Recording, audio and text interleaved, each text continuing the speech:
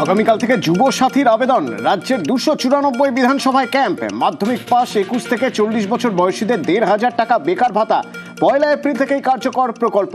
অগাস্টে অ্যাকাউন্টে 4 মাসের টাকা। মমতা বন্দ্যোপাধ্যায়ের মাস্টার স্ট্রোক। এপ্রিল থেকেই চালু বেকার ভাতা। ভোট ব্যাংকে বড়সড় ফাটলের আশঙ্কায় বিজেপি। কাল থেকেই পাল্টা প্রচার কৌশলে মরিয়া বিজেপি। শুরু রাজনৈতিক তরজাও। এবারের অন্তর্বর্তী বাজেটকে তিনি নির্বাচনীর একটি লিফলেটে পরিণত করেছেন।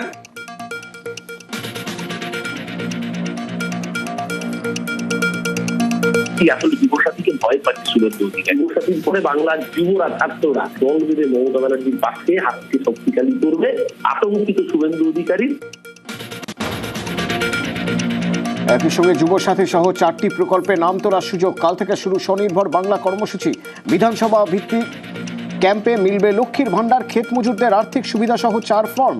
জেলা শাসকদের গাইডলাইন নবান্নের। ভোটের আগেই শিক্ষক নিয়োগ। আগামী সপ্তাহে একাদশ দ্বাদশে বিজ্ঞপ্তি দিয়ে কাউন্সেলিং শুরু। তারপর সফল প্রার্থীদের সুপারিশ এসএসসির ওয়েবসাইটে।